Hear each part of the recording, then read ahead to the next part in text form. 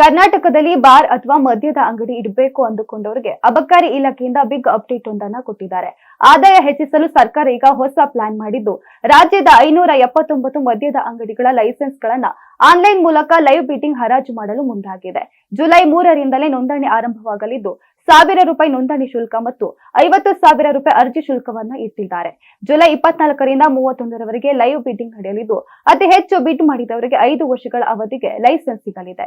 ಇದರಲ್ಲಿ SC/ST ಮೀಸಲಾತಿ ಕೂಡ ಇರಲಿದ್ದು, ಬೆಂಗಳೂರು ನಗರದಲ್ಲಿ ಅತಿ ಹೆಚ್ಚು ಅಂದ್ರೆ 186 ಲೈಸೆನ್ಸ್ಗಳು ಹರಾಜಾಗಲಿವೆ. ಕರ್ನಾಟಕದಲ್ಲಿ ಪ್ರೀಮಿಯಂ ಆಮದು ಮದ್ಯದ ದರ ಮತ್ತಷ್ಟು ಇಳಿಕೆಯಾಗುವ ಸಾಧ್ಯತೆ ಇದೆ. ಅಧಿಕೃತ ಮಾಹಿತಿ ಮತ್ತು ಅರ್ಜಿಗಾಗಿ ಅಬಕಾರಿ ಇಲಾಖೆ ವೆಬ್ಸೈಟ್ ಅನ್ನು ಭೇಟಿ ನೀಡಿ. ಶುಭ ಕಾರ್ಯಕ್ರಮಗಳಿರಲಿ ಅಥವಾ ದೈನಂದಿನ ಪೂಜೆಯೇ ಇರಲಿ, ಪರಿಶುದ್ಧವಾದ ಪೂಜಾ ಸಾಮಗ್ರಿಗಳು ಸಿಗುವುದು ಬಹಳ ಮುಖ್ಯ. ಅಂತಹ ಪೂಜಾ ಸಾಮಗ್ರಿಗಳ ಭಂಡಾರವೇ ಶ್ರೀ ರಾಘವೇಂದ್ರ ಪೂಜಾ ಭಂಡಾರ.